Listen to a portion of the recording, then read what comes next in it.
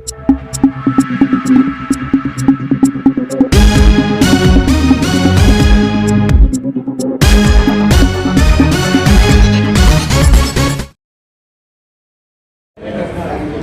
तो मैं आप सबका, सब पत्रकार बंधु भाइयों का, बहनों का जो यहाँ आज उपस्थित हुए हैं, मैं उनका स्वागत करता हूँ और अभिनंदन करता हूँ। जैसा कि हम सबको ज्ञात है कि नागपुर में विगत 59 वर्षों से एक भव्य और अनूठा शोभा यात्रा का आयोजन यहाँ होता है।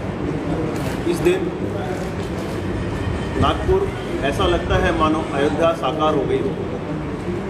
बहुत सारे लोग आसपास के विदर्भ से, दूर दूर से इस भव्य शोभा यात्रा को देखने के लिए, उसमें शामिल होने के लिए, उसका आनंद उठाने के लिए यहाँ आते हैं। इसी क्रम में हम श्री बैद्यनाथ आयुर्वेद भवन विगत 59 वर्षों से, जब से यह शोभा यात्रा शुरू हुई है, तब से हम लोग सतत निरंतर जो है इस शोभा यात्रा के रूप में सम्मिलित होते रहे और अनेकों भव्य आकर्षक झांकियों का प्रस्तुतिकरण बैद्यनाथ भवन द्वारा किया गया है। पूरे शोभा यात्रा में इस वर्ष भी 90 झांकियों का समावेश है। सभी झांकियां अपने आप में सुंदर, भव्य और अनूठी होती हैं, जिनको देखने के लिए पूरे नागपुर की जनमानस सड़कों पर आज कल शाम को हमको दिखाई देगा, उमड़ पड़ते हैं और उसका आनंद लेते हैं, भव्य शोभा यात्रा का स्वागत करते हैं। सभी समाज के बंधु मिलकर के इस भव्य अनूठे आयोजन का सहभाग करते हैं। जगह जगह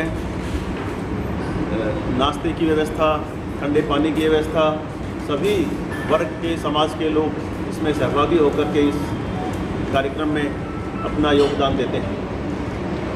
बैद्यनाथ भवन पिछले 59 वर्षों से इस आयोजन में अनेक झांकियों का प्रस्तुतिकरण बैद्यनाथ भवन द्वारा किया गया है। नरसिंह अवतार है, भगवान शिव की आराधना है, बहुत सारी झांकियाँ जो है हमारे द्वारा प्रस्तुत की गई हैं। विगत 2-3 साल इसमें एक ज़रूर व्यवधान हुआ था कि जब कोरोना काल था, कोरोना के अंतर्गत ये झांकियों का नहीं हो पाया था, लेकिन उसके बाद से उन्हें दुगने उत्साह से, उमंग से, उल्लास से पुनः झांकियों का प्रस्तुतिकरण श्री पोद्दारेश्वर राम मंदिर आयोजन समिति द्वारा किया जा रहा है और निरंतर आगे भी किया जाता रहेगा। इस वर्ष की शोभा यात्रा में हमने हमारी झांकी का जो प्रस्तुतिकरण किया है वह श्री कृष्ण का विराट स्वरूप, श्री कृष्ण भगवान का विराट स्वरूप दर्शन, इस प्रकार की एक भव्य और आकर्षक झांकी हम लोग प्रस्तुत करने जा रहे हैं। जैसा कि हम महाभारत के प्रसंग में पढ़ते हैं, जानते हैं कि जब कौरव और पांडव युद्ध के लिए कुरुक्षेत्र में आमने सामने थे, तब अर्जुन जो है उनको कुछ भ्रम हुआ। सभी पांडवों को भी कुछ ऐसा हतोत्साहित जैसा लगा कि जिनसे युद्ध कर रहे हैं वो सब हमारे सगे संबंधी, भाई बंधु, चाचा ताऊ, मामा और गुरु लोग हैं, उनके साथ में हम युद्ध किस प्रकार से करें। उस समय भगवान कृष्ण ने अर्जुन को गीता का उपदेश दिया। 18 अध्यायों में आज भी गीता सब जगह लोकप्रिय और पढ़ने योग्य एक बहुत ही उत्तम धार्मिक ग्रंथ है, जिससे हमें बहुत कुछ शिक्षा मिलती है।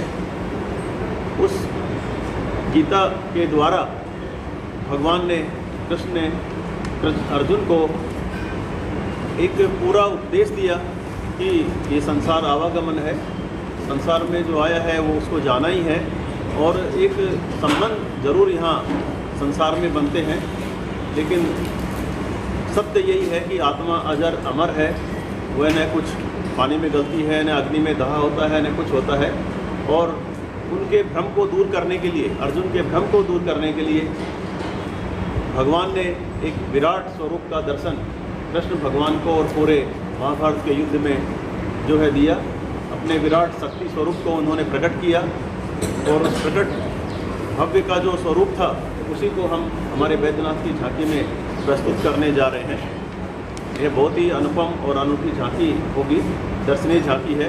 वैसे भी बैद्यनाथ की झांकी को लोग ज़रूर रहते हैं उत्साह से, उनको देख करके ही जाते हैं। उनको जिज्ञासा बनी रहती है कि बैद्यनाथ की झांकी अभी आएगी और झांकी को देखने के उपरांत ही वहाँ से वो हिलते हैं। और उसी क्रम में हमने प्रयास किया है कि इस बार भी झांकी अनूठी, भव्य और आकर्षक हो और भगवान श्री कृष्ण का जो विराट स्वरूप है उस झांकी में हम सबको देखने के लिए मिलेगा। और उसके पश्चात उस अवतार के बाद कृष्ण को मोह भंग तो जो हुआ था वो दूर हुआ और वो युद्ध हुआ और युद्ध में वो पांडव विजयी हुए और एक सत्य की जीत हुई, असत्य की हार हुई। और उसी झांकी का दिग्दर्शन हम लोग वैद्यनाथ भवन से कराने जा रहे हैं।